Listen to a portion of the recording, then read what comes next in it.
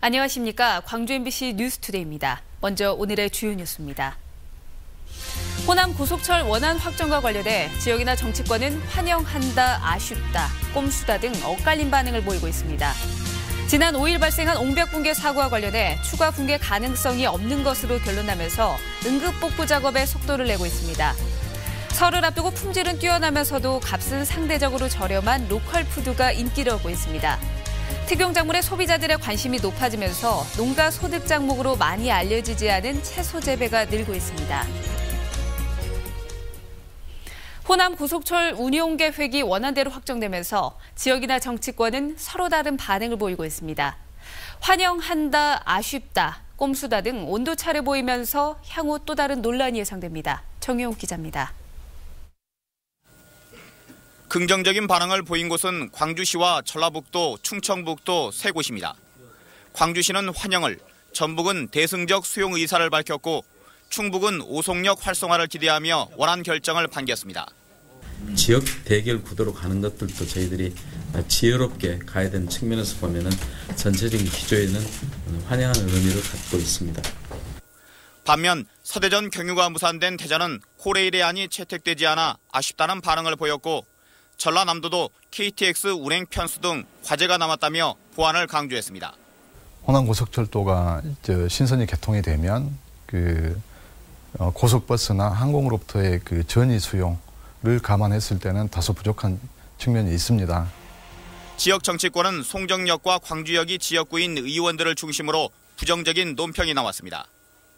새정치민주연합 김동철 강기정 의원은 호남권은 6편 증편에 그친 반면 서대전은 18편이 운행되면서 당초 20% 서대전 경유항과 다를 게 없다며 꼼수이자 호남권을 우롱한 처사라고 밝혔습니다. 운행시간은 단축됐으나 운행 편수는 제자리 걸음을 하고 있기 때문에 진정한 고속철 시대가 아니라 반쪽 고속철 시대다. 저는 그렇게 생각합니다.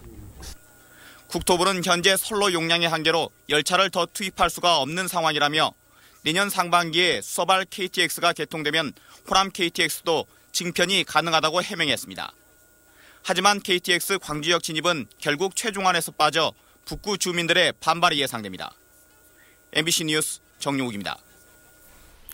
옹벽 붕괴 사고로 광주의 한 아파트 주민들 100여 명이 긴급 대피했다는 소식 전해드렸었는데요.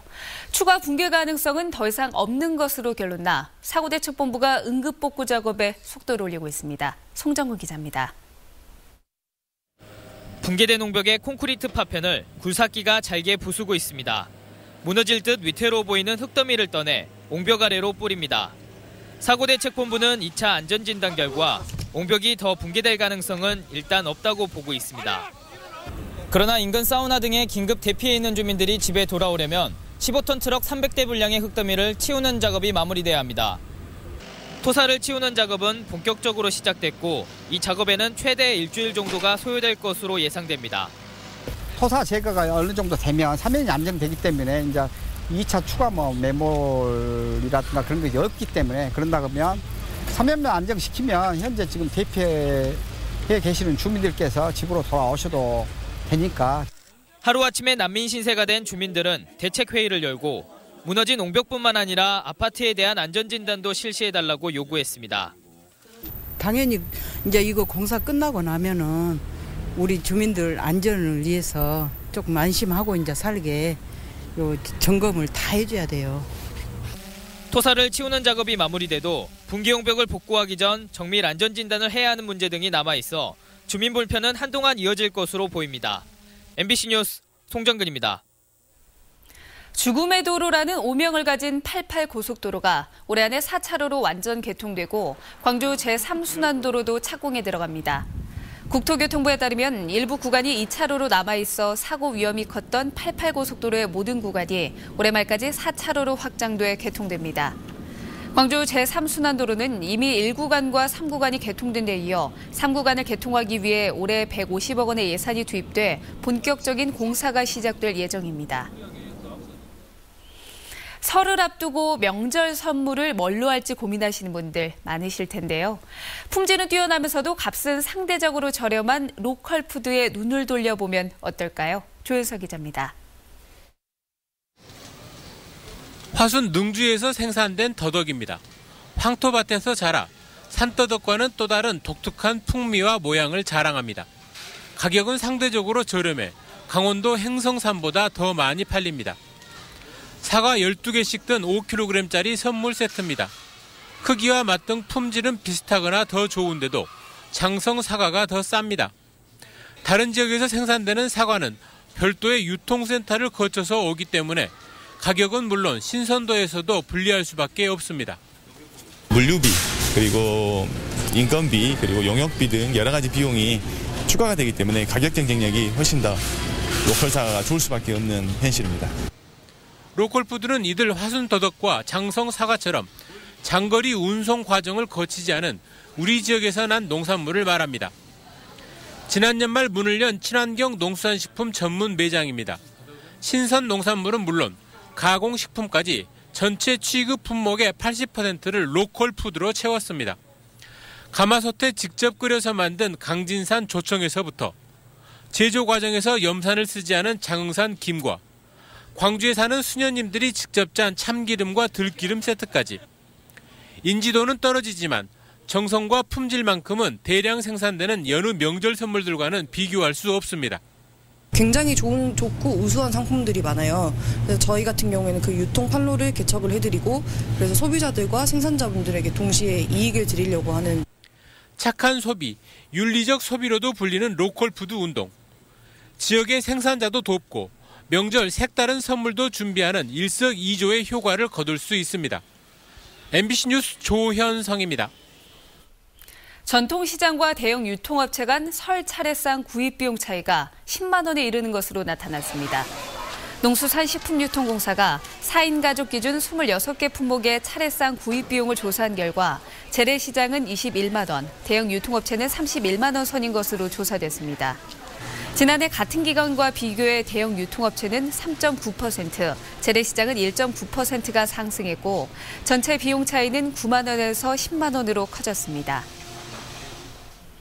광주시가 대학, 연구기관, 시 관계자 등 전문가 15명이 참석하는 수소차 허브도시 추진위원회를 구성하고 오늘 첫 회의를 열어 위원회 운영 방안 등을 논의했습니다. 수소차 연구개발 분야를 선점하기 위해 마련된 추진위는 앞으로 수소차 육성 정책 개발과 함께 광주 창조경제혁신센터가 성공적으로 안착할 수 있도록 지원하는 역할을 합니다.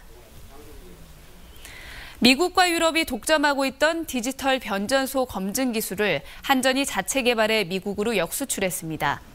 한국전력은 자체 개발한 디지털 변전 설비 성능 검증 시험 기술 등 기술 2건을 최근 미국 스마트 그리드 전문 시험 기업인 퀄러티로 직사에 이전했다고 밝혔습니다. 디지털 변전소 검증 기술은 최근 건설되는 변전소가 아날로그 방식에서 디지털 방식으로 전환되면서 요구되는 통신 기술로 그동안 유럽과 미국 기업이 독점해왔지만 한전연구원이 국산화에 성공했습니다. 골뱅이 초석잠, 바라후 이런 채소 이름 들어보셨습니까? 특용작물인데 농가 소득에 꽤 짭짤하다고 합니다. 최진수 기자가 소개합니다. 농촌 산비탈 들판에 누렇게 마른 덩굴이 엉켜 있습니다. 덩굴을 걷어내면 땅속에서 누에처럼 생긴 뿌리가 줄지어 나옵니다. 골뱅이 초석잠이라고 하는 한약재로 뇌 기능을 활성화시키는 홀린과 페닐레타노이드 성분이 많다고 알려졌습니다. 원래 이 약재를 재배하는 전국의 모임들이 있어요. 그 모임에서 종자를 갖다가 심어서 수확을 지금 하고 있는 거죠. 음식으로도 쓰임새가 많은 초석잠 요리는 단호박 골뱅이찜이나 매생이국, 튀김, 장아찌, 불고기, 샐러드 등 10여 가지가 넘습니다. 강진의 한 영농법인은 자랄수록 짠맛이 더해지는 채소를 재배하고 있습니다.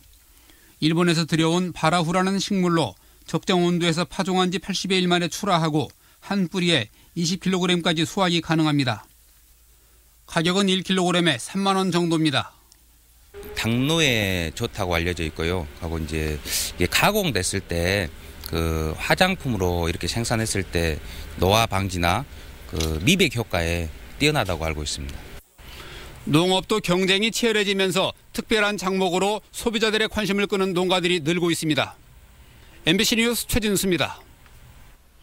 3일건설 최감열 회장이 1억 원 이상의 고액 기부자 모임인 아너소사이어티에 가입했습니다. 최 회장은 액수를 떠나 많은 시민들이 기부 문화에 동참하는 문화 조성을 위해 노력하겠다고 밝혔습니다.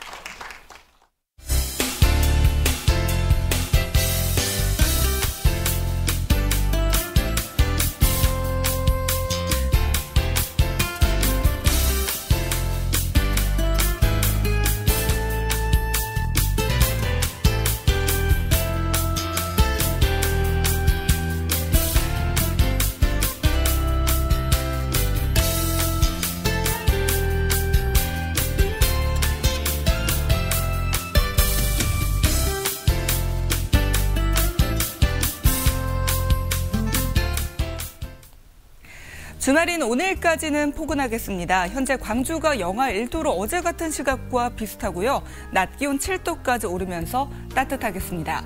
다만 낮 동안 서해안과 내륙에 산발적으로 눈이 날리거나 빗방울이 떨어지는 곳이 있겠습니다. 휴일에는 종일 영하권에 머물겠고 바람도 종일 강하게 불어오겠는데요. 내륙을 중심으로 눈이 쌓이는 곳도 있겠습니다. 이번 추위는 모레 월요일에 광주가 영하 8도까지 뚝 떨어지면서 추위가 절정에 달할 것으로 보입니다. 이 시각 구름 영상입니다. 현재 북쪽을 지나는 기압골의 영향으로 구름이 잔뜩 끼어 있는데요. 종일 이렇게 흐린 날씨가 이어지겠습니다. 자세한 지역별 현재 기온입니다. 어제 같은 시각과 비슷한데요. 장성 영하 3도, 광주 영하 1도, 한평 영하 3도로 출발하고 있고요. 그 밖에 보면 영암 영하 1도, 강진도 영하 1도, 낮 기온 어제보다 2, 3도가량 웃돌 것으로 보입니다. 자세한 지역별 보면 구례 7도, 순천 8도가 예상됩니다. 오늘 해상에 구름이 많이 끼겠고요. 물결은 오후부터 차차 거세게 일겠습니다. 이번 추위는 화요일부터 평년 기온을 되찾으며 차차 누그러질 것으로 전망됩니다. 지금까지 날씨 정보였습니다.